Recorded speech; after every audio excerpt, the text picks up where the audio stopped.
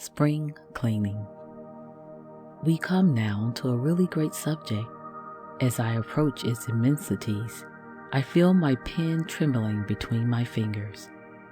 As I think of all that it involves, I exceedingly fear and quake. It is a truly terrifying thing, and I need not say that I should never have had the temerity to select it for myself. Who am I that I should think myself capable of outlining its colossal proportions? As everybody must have guessed as soon as they caught sight of the frightful headline, I am writing under a constraint that is almost compulsion. A lady is, of course, at the bottom of the whole trouble. The woman tempted me, and I did right. I do not mean that my wife nerved me to the stupendous enterprise. By no means. The painful fact is, if these unhappy domestic details must be ruthlessly disclosed, that my wife and I do not see eye to eye on the matter of spring cleaning. Every rose has its thorn, and even the witchery of springtime is clouded for me by the thought of the unhallowed festival of the bucket and the broom. So all through life do the most poetical and the most prosaical conceptions intermingle. The snowdrops and the swallows come every year as the harbingers of the scrubbing brush and the soft soap. In the spring, a young man's fancy lightly turns to thoughts of love and lumber. I am sure that, having heard without pity the plaintive protests which have been annually wrung from me as the horrible invasion threatened my inoffensive study, my wife will be the very last to urge me to rush into print on such a theme. My fair temptress writes from South Australia. She does not ask me in so many words to deal with the subject of spring cleaning. She is a woman, and therefore wonderfully wise. She knows that I am only a man, and therefore wonderfully weak. She does not even mention spring cleaning, lest she should seem to wave a red rag at a bull. But even as she so tactfully allows for my weakness, so do I shrewdly allow for her wisdom. And behind her honeyed sentences, I see exactly what she means. She means spring cleaning. It seems that some time ago, a lady friend of hers died. This lady left an enormous accumulation of letters and papers, of clothes and of other odds and ends. It took weeks and weeks to sort these things out, and then the great mass of them had to be destroyed. I thought, my correspondent goes on to say, in a charming outburst of womanly innocence and hopefulness, I thought that a word from you might set other hoarders to work giving away what they do not require and destroying letters that are of no value. The artistic genius which avoids the mention of spring cleaning and which presents for my censure a culprit of her own sex elicits my boundless admiration. With that and a bow, I dismiss my correspondent and come to my theme. And, like all the subjects with which ministers deal, it naturally divides itself into three parts.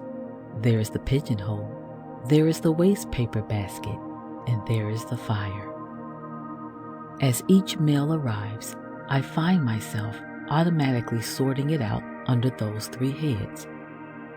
There are only three classes of correspondence, and each goes to its own place. The coming of the postman precipitates a miniature day of judgment. If a letter is very bad, it is consigned to the flames of perdition, and I watch the smoke of his torment curl up the dark and cavernous chimney. If it is very good, it is promoted to the paradise of a pigeonhole, and is invested with the promise of immortality. And if it is neither very bad nor very good, it goes to the purgatory of the paper basket, from whose abysmal depths there is, however, no gate of entrance into paradise. The waste paper basket is, therefore, an intermediate state. Indeed, it is the finest emblem in the world of respectable and harmless mediocrity. It swallows up the things that are of no account. Advertisements, circulars, superfluous newspapers, formal letters of acknowledgement, and all kinds of things that will never be wanted again and whose contents anybody may see, find their way to this waste paper basket. The documents are not good enough for a pigeonhole, and not bad enough for the fire. So here they go. And yet, looking at it in another way, there is something infinitely pathetic about the waste paper basket. It is an asylum for documents whose day is done, and the close of whose careers is clouded by no sense of shame. They have no further work to do, so they need not climb up to the pigeonholes. They hold no guilty secrets, so they need not be flung to the flames. They have finished their course modestly, honorably, and well, and their rest is the rest of the twilight. And now the time has come to gently chide this fair correspondent of mine. With feminine enthusiasm, she is deeply enamored of the fire, and is devotedly attached to the waste paper basket. I intend no charge of coquetry, but she treats the pigeonhole with withering disdain. But this will not do. There are letters that must go to the pigeonhole, her own for example. It would have seemed like sacrilege to have acknowledged the letter, crumpled it up, and flung it into the basket. I confess to a weakness for the pigeonhole. If I catch myself wavering for a moment, as between the paper basket and the pigeonhole, I invariably give the fluttering missive the benefit of the doubt, and into the pigeonhole it goes. I have discovered that the pigeonhole is not only a useful, but a sacred place. These little squares in front of me are like little chapels, and an atmosphere of reverence and tenderness broods over them. I have here, for example, a bundle of old letters that are very dear to me, and that grow dearer as the days go by. They are all of them from those whom I have loved long since and lost a while. Whenever I have received a characteristic letter from a friend, a letter that seems saturated in his spirit and echoing with the merriment of his laughter, I have found it impossible to destroy it. Someday, I know, others will scan it, burn it as rubbish, and blame me for not having saved them the trouble. But then to me, the personality of my friend is woven into the letter, and my friend is mortal. And one day, my friend will join the immortals, and I shall go through these piles of letters, and carefully, reverently, gather out his letters, and transfer them to this sacred little bundle in the corner. The other day, I heard of the death, away in East Africa, of my old friend, the Reverend J.J. Doak. He married me and helped me in more ways than I can tell. His intimate friendship in our old New Zealand days is one of my most cherished memories. And now, in the course of a journey of exploration through Rhodesia, he has fallen and added his name to the long, long list of Africa's illustrious dead.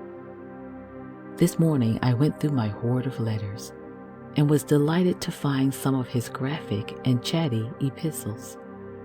And with chastened emotions and with tender touch, I have transferred them to that priceless bundle. I do not know the age of my idolate correspondent. I would not dare to inquire. But she is not old, nor am I. But I am discovering every year that I cherish with growing affection the precious documents in this rapidly increasing bundle. To reread these letters is part of life's loftiest worship. It is only when I have shaken the dust of the world from off my spirit that I allow myself to break this seal and enjoy unbroken fellowship with these pure and deathless ones. Those who sort out my paltry effects at the last may blame me for having accumulated such heaps of rubbish, but I entreat them to reflect before they condemn me too harshly on the hallowed hours that I have spent with these spiritual radiations from out the everlasting. Then, too, every minister treasures some letters whose rereading is very sweet to him. They are from folk who have been helped by him. He will never burn them. In times of discouragement or public censure, he will read them and be comforted. Lord Milner, in his volume of speeches, says that he likes to store up the praise he receives for less cheerful days. Bank the praise when you get it, he says, and live upon it when you do not get it, and do not make too much fuss either way. That is a good word for the pigeonhole. Nor are these all. It is getting on for 20 years since I exchanged the old world in the north for this new world beneath the Southern Cross. And never a single mail has reached Australia through all those years that did not bear a letter from my mother. Not one. And am I to be blamed that I have not found it in my heart to commit any of those welcome messages to the paper basket or the flames? I know that I may never read again all these piles and piles of letters in that dear handwriting. I know, too, that a day must come when some other hands will consign these stacks of letters to the devouring flames. Let other hands do it, say I. It will cost them little enough, and it would almost break my heart. And so I turn my pigeonholes into cloisters and chapels, and often as I sit here at my desk, I seem to hear, issuing from their shadowy recesses, the dear familiar voices of those I love so well, mingling in sweet and solemn prayer. And they seem to pray for me, and even to hear them praying is to feel that their prayers are answered. And at other times, glancing at that other bundle, there come hushed and holy moments when I almost catch the far-off strains of heavenly harmonies rising as if from the lips of singers who gaze in rapture on the Father's face. But for all that, my correspondent is right.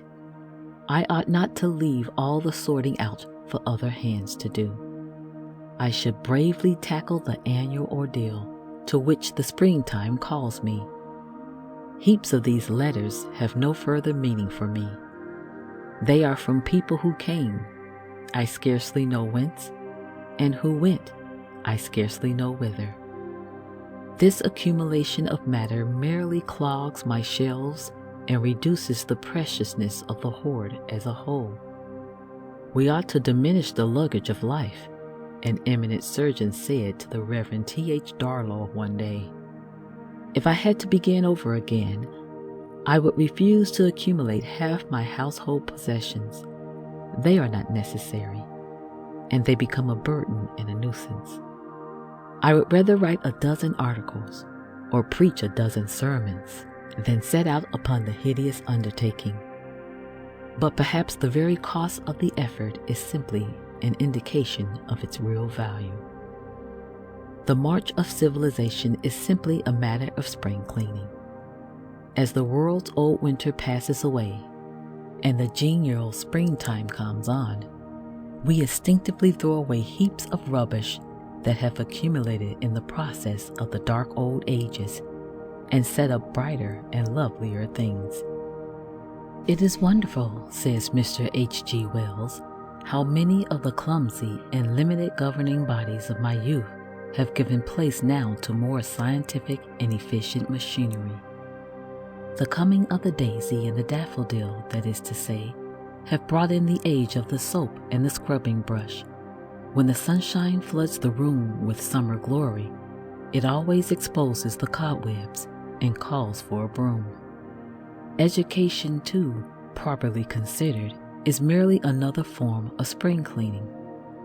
It is a cleanup of the mind. I unlearn and I learn. I fling out my mental rubbish and store my mind with what is really useful and beautiful. and even the highest and most spiritual forms of education answer to the same description. The man who knows how to forget all the things that are best forgotten and to remember all the things that are best remembered has mastered the high art of spring cleaning. Faber has a striking sermon on the spiritual advantages of a short memory. It is really absurd to load the pigeonholes of my mind with rubbish.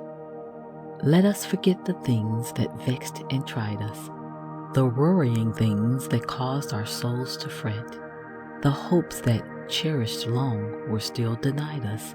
Let us forget. Whatever things were good and true and gracious, what error of right has triumphed over wrong, what love of God or man has rendered precious, let us remember long. Finish every day and be done with it, says Emerson. You have done what you could. Some blunders and absurdities no doubt crept in. Forget them as soon as you can. Tomorrow is a new day. Begin it well and serenely, and with too high a spirit to be cumbered with your old nonsense. Here is spring cleaning of a really exquisite kind. And yet something still remains to be said. For really and truly, life itself is merely a matter of spring cleaning. It is not a bit of good cleaning up my study unless I also clean up my soul.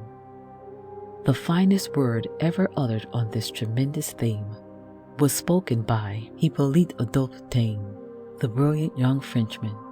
My only desire, he wrote, is to improve myself in order to be worth a little more every day, and to be able to look within myself without displeasure.